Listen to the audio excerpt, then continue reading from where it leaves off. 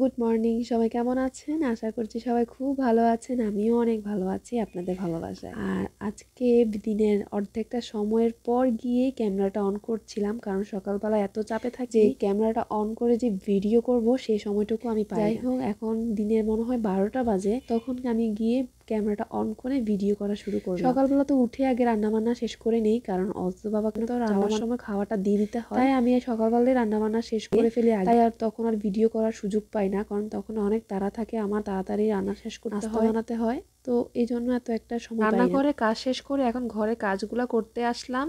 আর এই যে আমি এখন ঘরটা মুছে নিচ্ছি, কারণ আমি প্রতিদিনই ঘর মুছি। কারণ প্রতিদিন যদি আমি ঘরটা না মুছি আমার কাছে একদমই ভালো লাগে না, কেমন কেমন যেন লাগে।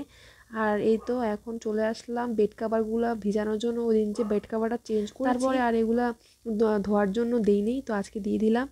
আর এখন আমি চলে যাব স্নানে। আজকে সকালবেলা স্নানটা করিনি, আমি সবসময় ঘুম থেকে ওঠার পরে স্নানটা সেরে নিই, কিন্তু আজকে ওই যে কাপড় ধোয়া ছিল সেগুলো ধুতে দিতে অনেকটা টাইম লাগবে। তো এই জন্য আমি একবার রান্নাবান্না ঘরে কাজ শেষ করেই স্নানে গিয়েছি। আর এখানে এসে একটু ময়শ্চারাইজার দিয়ে দিলাম, কারণ এখন যে শীতকাল, মুখে যদি ময়শ্চারাইজার না দিয়ে একদম মুখের অবস্থা 12টা বেজে যায়।